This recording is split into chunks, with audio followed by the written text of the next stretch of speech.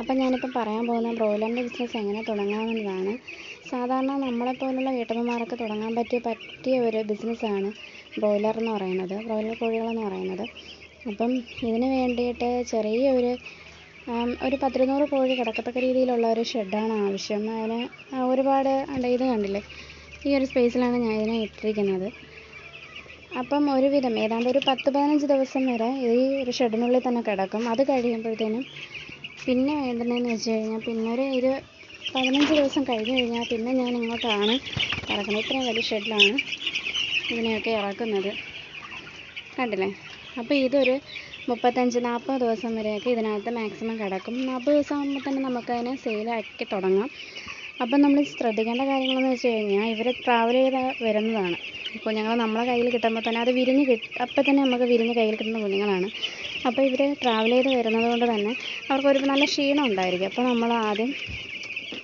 നമ്മൾ വീട്ടിൽ കൊണ്ടുവന്നിട്ട് ബ്രൂഡറിലിട്ടതിന് ശേഷം അതിൽ ഞങ്ങളിപ്പോൾ ബ്രൂഡർ എന്ന് പറയുമ്പോൾ ഞങ്ങളൊരു ബൾബിലാണ് കേട്ടോ ഇടുന്നത്. ഏതാണ്ട് ഒരു 200 കുഞ്ഞുങ്ങൾക്ക് ഞങ്ങൾ ഒരു 4 ബൾബൊക്കെയാണ് യൂസ് ചെയ്യുന്നത്. അപ്പം ഞങ്ങൾ ആ ബ്രൂഡറിലിട്ടതിന് ശേഷം 4 ബൾബ് ഇട്ടതിന് ശേഷം പിന്നെ നമ്മൾ ഗ്ലൂക്കോസ് വെള്ളമാണ് കൊടുക്കുന്നത്. പലരും പലതായിരിക്കും കൊടുക്കുന്നത്. മഞ്ഞൾ വെള്ളം കൊടുക്കുന്നവരുണ്ട്, പിന്നെ വെളുത്തുള്ളി ചതച്ച് അങ്ങനെ ഒക്കെ കൊടുക്കുന്നവരുണ്ട്. പക്ഷേ ഞങ്ങൾ കൊടുക്കുന്നതെന്ന് വെച്ച് കഴിഞ്ഞാൽ ആദ്യം ഞങ്ങൾ കൊടുത്തുകൊണ്ടിരുന്നത് പഞ്ചസാരയും ഉപ്പും അങ്ങനെ ചേർന്ന് ഒരേ രീതിയിൽ അളവെടുത്തതിന് ശേഷം അതിലേക്ക് വെള്ളം ചേർത്ത് ലയിപ്പിച്ച് കൊടുക്കുകയായിരുന്നു ആദ്യത്തെ ബാച്ചിൽ ഞങ്ങൾ ചെയ്തിരുന്നത്. പക്ഷേ അതിന് ശേഷം ഇപ്പം ഞങ്ങൾ ഗ്ലൂക്കോസ് വാങ്ങിച്ച് അത് ഒരു ബക്കറ്റ് വെള്ളത്തിനകത്ത് കലക്കി ഇവർക്ക് വെള്ളപ്പാത്രങ്ങളിലായിട്ട് കൊടുക്കാറാണ് പതിവ്.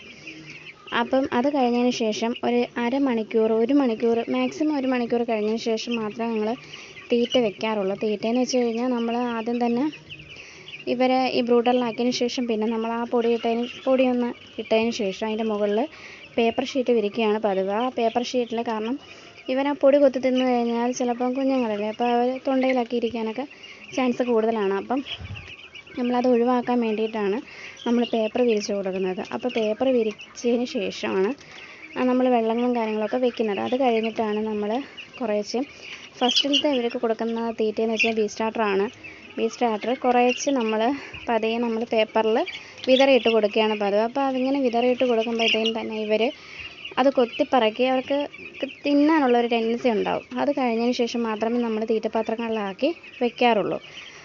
അത് കഴിഞ്ഞതിന് ശേഷം പിന്നെ ഒരു 3-4 ദിവസം ഞങ്ങളിടുന്നതെന്ന് വെച്ച് കഴിഞ്ഞാൽ ഒരു 4-5 ദിവസം കഴിയുമ്പോഴത്തേക്കും 4 ദിവസം കഴിയുമ്പം മാക്സിമം 4 ദിവസം കഴിയുമ്പോഴത്തേനും ഈ പേപ്പർ ഇടയ്ക്ക് മാറ്റി നമ്മൾ കൊടുക്കണം.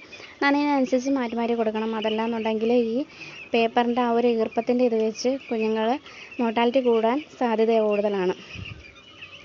അത് കഴിയുമ്പോഴത്തേക്കിനും ഈ പേപ്പർ 4 ദിവസം കഴിയുമ്പോൾ ഇവർ ചെതഞ്ഞ് കളയുന്ന ആ ഒരു സമയമാകുമ്പോഴത്തേനും പേപ്പർ ചെതഞ്ഞ് കീറിക്കളയുന്ന സമയമാകുമ്പോൾ നമുക്ക് പേപ്പർ മാറ്റാവുന്നതാണ്. പിന്നെ നമുക്ക് ഇടയ്ക്കിടയ്ക്ക് പൊടി ഇളക്കി കൊടുക്കാവുന്നതാണ്. അത് കഴിഞ്ഞിട്ട് നമ്മൾ ഒരാഴ്ച വരെയൊക്കെ ഏതാണ്ട് ഒരാഴ്ച മാക്സിമം വേണ്ട 4-5 ദിവസം കഴിയുമ്പോൾ തന്നെ നമുക്ക് 5-6 ദിവസം മാക്സിമം 6 ദിവസം കഴിയുമ്പോൾ തന്നെ നമുക്ക് ഈ ബൾബിൽ നിന്ന് നമുക്ക് ബ്രൂഡറിൽ നിന്ന് കുഞ്ഞുങ്ങളെ മാറ്റാവുന്നതാണ്. അങ്ങനെ മാറ്റി കഴിയുമ്പോഴത്തേക്കും പിന്നെ നമ്മൾ ഇവർക്ക് വേണ്ടുന്ന പാത്രങ്ങൾ കൂട്ടി വെച്ച് കൊടുക്കാം, സ്പേസ് കൂട്ടുക. അതല്ലാന്നുണ്ടെങ്കിൽ ഇവർ ഞെരുങ്ങി മോർട്ടാലിറ്റി കൂടാൻ, അതായത് ചാവ് കൂടാൻ ചാൻസ് കൂടുതലാണ്. അപ്പോൾ അത് ഒഴിവാക്കാനായി സ്ഥലം കൂട്ടുകയും പിന്നെ മാക്സിമം ഒരു ദിവസത്തിൽ ഒരു വട്ടമെങ്കിലും നമ്മൾ ഇളക്കേണ്ടതാണ്. പൊടി നല്ല രീതിയിൽ ഇളക്കി കൊടുക്കുക. പക്ഷേ ഇതിനകത്തെന്ന് വെച്ച് കഴിഞ്ഞാൽ നമ്മൾ ശ്രദ്ധിക്കേണ്ട കാര്യം നനവുള്ള ഭാഗങ്ങളിൽ നനവ് വരുന്ന ഭാഗത്ത് കംപ്ലീറ്റും പൊടി മാറ്റി പുതിയ പൊടി ഇട്ട് കൊടുക്കുക.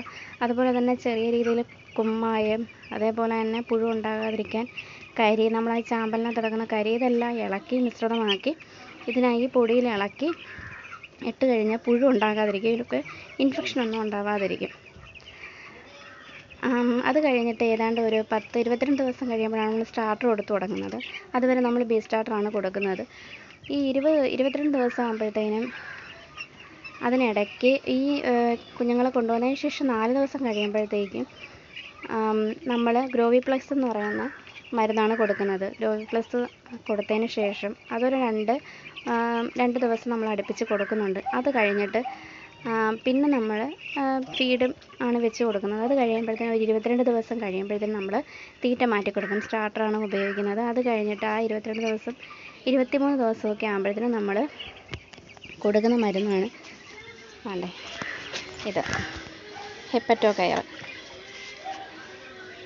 കണ്ടോ, ഹെപ്പറ്റോ കെയർ എന്നാണ് ഇതിൻ്റെ പേര്. അപ്പം ഇതാണ് ഞങ്ങൾ പിന്നെ കൊടുക്കുന്നത്. അപ്പം ഇത് കൊടുത്തതിന് ശേഷം 2 ദിവസം ഇത് ഞങ്ങൾ അടുപ്പിച്ച് കൊടുക്കും. അതിൻ്റെ കരളിൻ്റെ വളർച്ചയൊക്കെ ഉണ്ടാകാനായിട്ട്, അസുഖങ്ങളൊന്നും വരാതിരിക്കാൻ ഹെപ്പറ്റോ കെയർ കൊടുക്കുന്നത്. അത് കഴിഞ്ഞതിന് ശേഷം ഒരു 10-30 ദിവസമൊക്കെ, അതായത് 30 ദിവസമൊക്കെ ആകുമ്പോൾ നല്ല രീതിയിലൊക്കെ അവർ ഫുഡ് എടുക്കാൻ തുടങ്ങും. അപ്പോൾ ഒരു 27 ദിവസം കഴിയുമ്പോൾ തന്നെ സ്റ്റാർട്ടറിൽ നിന്ന് മാറ്റി നമ്മൾ ഫിനിഷർ കൊടുക്കാൻ തുടങ്ങും. ഫിനിഷർ എന്ന് പറയുന്ന തീറ്റ നമ്മൾ കൊടുക്കാൻ തുടങ്ങും. അപ്പോൾ ഫിനിഷർ കൊടുത്തു തുടങ്ങി കഴിഞ്ഞാൽ 10-30 ദിവസം കഴിയുമ്പോഴത്തേനും പിന്നെ നമ്മൾ കൊടുക്കുന്നതാണ് വൈറ്റമിൻ. ഈ മരുന്നാണ് ഞങ്ങൾ കൊടുക്കുന്നത്. കണ്ടില്ലേ, വീഫ്രോൾ എന്ന് പറഞ്ഞുകൊണ്ട് ഈ മരുന്നാണ് ഞങ്ങൾ കൊടുക്കുന്നത്. അത് ഒരു ബക്കറ്റ് വെള്ളത്തിനകത്ത് ഞങ്ങൾ ഒരു ബൗളിനകത്ത് ആ ഒരു അടപ്പെടുത്തതിന് ശേഷം അതിനകത്തോട്ട് ലയിപ്പിച്ച് കൊടുക്കുകയാണ് പതിവ്. അങ്ങനെ കോരി ഒഴിച്ച് 2 ദിവസം നമ്മൾ ഏതൊരു മരുന്ന് കൊടുത്താലും അത് 2 ദിവസം കറക്റ്റായി ചെയ്തെങ്കിൽ മാത്രമേ അതിനുള്ള ഫലം നമുക്ക് കിട്ടുകയുള്ളൂ. അപ്പോഴത്തേക്കും ഞങ്ങൾ അങ്ങനെയാണ് ചെയ്യുന്നത്. അപ്പോൾ നമ്മൾ ഈ ബീഫ് റോൾ കൊടുക്കുമ്പോഴത്തേനും തന്നെ ഇത് നാച്ചുറലി ആഹാരം എടുത്തു തുടങ്ങും. അപ്പോൾ ഇവർക്ക് ഫീഡ് എടുക്കാനുള്ള ഒരു ടെൻഡൻസി കൂടും. അപ്പോഴും അത് കഴിഞ്ഞിട്ട് പിന്നെ ആ വൈറ്റമിനൊക്കെ കൊടുത്തതിന് ശേഷം ഇവർ ഒന്നും കൂടെ ഒന്ന് ആക്റ്റീവ് ആവും. പിന്നെ നമ്മൾ ശ്രദ്ധിക്കേണ്ടതെന്ന് വെച്ച് കഴിഞ്ഞാൽ ഒരു 30 ദിവസമൊക്കെ ആകുമ്പോഴത്തേനും ഇവർക്കെന്ന് വെച്ച് കഴിയുമ്പോഴത്തേനും ഇവർ കിടക്കുന്ന ഭാഗം പുഴു ഉണ്ടാവാൻ വലിയ ചാൻസ് കൂടുതലാണ്. അപ്പോൾ നമ്മൾ മാക്സിമം ദിവസത്തിൽ ഒരു വട്ടമെങ്കിലും പൊടി ഇളക്കിയിരിക്കണം, അല്ലെങ്കിൽ അതിനകത്ത് പുഴു ഉണ്ടാവാൻ ഒരുപാട് ചാൻസ് കൂടുതലാണ്. പിന്നെയെന്ന് വെച്ച് കഴിഞ്ഞാൽ പുഴുവോ അല്ലെങ്കിൽ പിന്നെ അണുക്കളോ അല്ലെങ്കിൽ പാമ്പോ അങ്ങനെയൊന്നും കയറാതിരിക്കാൻ നമ്മൾ കൂടിനുള്ളിൽ തന്നെ കർപ്പൂരം, ഞാൻ അങ്ങനെയാണ് ചെയ്യാറ് കേട്ടോ, കർപ്പൂരം ഇടിച്ച് പൊടിച്ച് കൂടിനുള്ളിൽ ഇട്ടിട്ട് ഇളക്കി കൊടുക്കുകയാണ്. അപ്പോൾ നമുക്ക് ഇൻഫെക്ഷനൊന്നും ഉണ്ടാവാതിരിക്കും. അതുപോലെ സ്മെല്ല് ഒരുപാട് പുറത്തേക്ക് വരില്ല. പിന്നെ അത് കഴിഞ്ഞിട്ട് വെളുത്തുള്ളി അങ്ങനെയൊക്കെയുള്ള കാര്യങ്ങളൊക്കെ ചതച്ചിടാവുന്നതാണ്. കാരണം പാമ്പോ മറ്റുള്ളതൊന്നും അങ്ങനെ കയറത്തില്ല. പിന്നെ അതിന് ശേഷമെന്ന് വെച്ച് കഴിഞ്ഞാൽ പിന്നെ നമ്മളിവിടെ സെയിലാക്കുന്നതെന്ന് വെച്ച് കഴിഞ്ഞാൽ 10-35 ദിവസം കഴിയുമ്പോൾ തന്നെ സെയിലൊക്കെ അടിച്ചു തുടങ്ങാം. 1.5 കിലോയൊക്കെ വരും. പക്ഷേ 40 ദിവസമൊക്കെ ആകുമ്പോഴത്തേനും കറക്റ്റ് വെയിറ്റ് ആവണം. 40-45 തന്നെയാണ് ഇത് കൊടുക്കുന്നത്. അപ്പം 40 ദിവസം വരെയും പിന്നെ ആ ഫിനിഷർ തന്നെയാണ് കൊടുക്കുന്നത്. അപ്പം എന്തായാലും ഈ വീട്ടമ്മമാർക്ക് വേറെ ഒരു ജോലികൾക്കും പോകാൻ പറ്റാത്ത ഒരുപാട് വീട്ടമ്മമാരുണ്ടാകും. പക്ഷേ അവർക്കൊക്കെ ചെയ്യാൻ പറ്റിയ ഒരു ബിസിനസ്സാണ് ബ്രോയിലർ എന്ന് പറയുന്നത്. അതിൽ ലാഭവും നഷ്ടവും ഒന്നുമില്ല.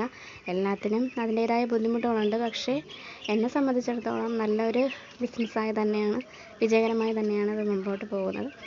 അപ്പോൾ എല്ലാവർക്കും എൻ്റെ വീഡിയോ ഇഷ്ടപ്പെട്ടെങ്കിൽ താങ്ക് യു. എല്ലാവരും സപ്പോർട്ട് ചെയ്യുക, ഷെയർ ചെയ്യുക, സബ്സ്ക്രൈബ് ചെയ്യുക, ലൈക്ക് ചെയ്യുക. Okay, bye bye, see U.